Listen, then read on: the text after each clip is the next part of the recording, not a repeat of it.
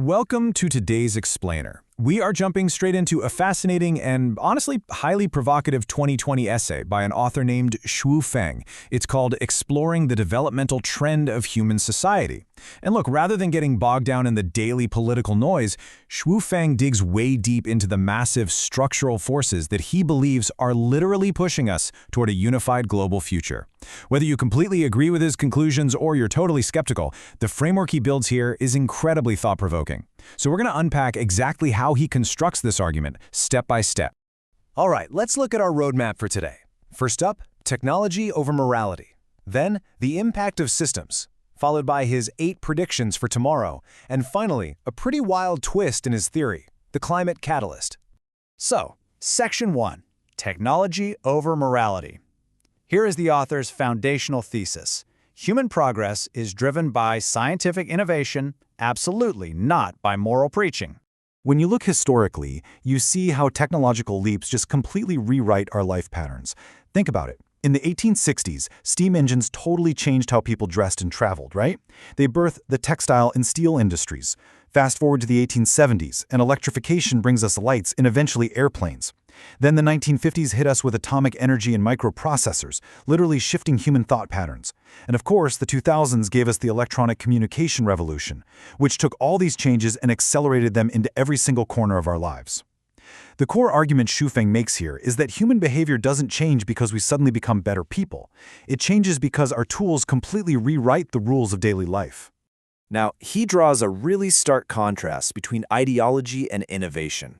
Take moral education. According to the essay, historical teachings, Christianity, Buddhism, Confucianism, even Maoism, have basically stagnated. They haven't brought any real structural changes to how we actually live. In fact, he makes the bold claim that the more emphasis a society places on moral education, the worse the living conditions actually get. Compare that to the scientific revolution. AI, big data, cloud computing, facial recognition. The author argues that this side of the ledger, the tech side, is what actually subverts traditional life and elevates our living standards. And this quote right here brilliantly illustrates his point on a super practical level. He writes, "With GPS navigation systems, who wants to look for places on street maps?" Or, think about it, who wants to send a snail mail love letter when you can instantly shoot a text? Adopting new tech isn't about some kind of moral superiority. It's an absolute necessity. You are forced to adapt because the whole environment around you has been irreversibly upgraded. Moving on to Section 2, the impact of systems, because, well, technology isn't the whole story. The institutions a society operates under really dictate its ultimate trajectory. The text sets up a very strict dichotomy here. On one hand, you have open systems, free, flexible environments that allow active thinking to flourish. These create vibrant, happy societies. Conversely, you have closed, autocratic structures, and he argues these inherently hinder productivity, breed rigid thinking, and ultimately lead to a lifeless, ignorant society. For Xu Feng, this isn't just a theory, it's an objective formula. Let's see how he applies this systems theory to modern history. He points to the United States as an open system, arguing it's flourished thanks to its unlimited vitality over the last 200 years. On the flip side, he looks at Iran, noting that after the Ayatollahs took power in 1980, that shift to a closed, autocratic system led to the decline of what was a historically splendid civilization. He also brings up Venezuela under Maduro and Zimbabwe under Mugabe. In his view, these leaders implemented strict authoritarian controls that directly resulted in total economic collapse and desperate conditions. The system, he says, dictates the outcome. To really drive this point home about the devastating consequences of closed systems, the author highlights a staggering number: 4 million. He notes that Venezuela's transition to an autocratic system created 4 million refugees out of a total population of just 32 million. For Xu Feng, this isn't just political debate. It's hard, empirical proof that closed systems destroy societies. All right, Section 3, 8 predictions for tomorrow. By combining technological advancement and system dynamics, the author pivots to some highly dramatic predictions for our global future. We can group these logically, starting with the macro level. Xu Feng claims that digital communication, mobile phones, the internet, video, will inherently dismantle authoritarian rule in places like China, Russia, Iran, and North Korea. He argues that basically, no firewall can permanently block information. From there, he predicts the universal dominance of market economies.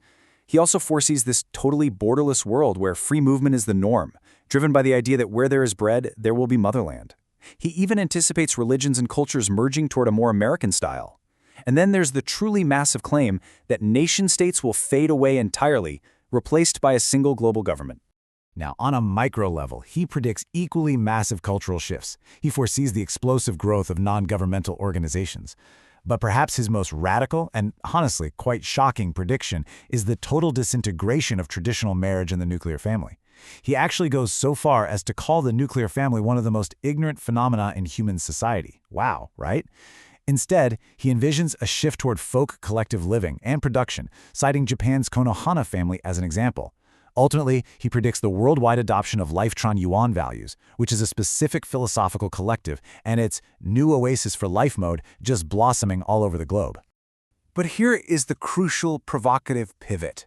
After outlining all of these immense changes driven by science and systems, he asks a silent question.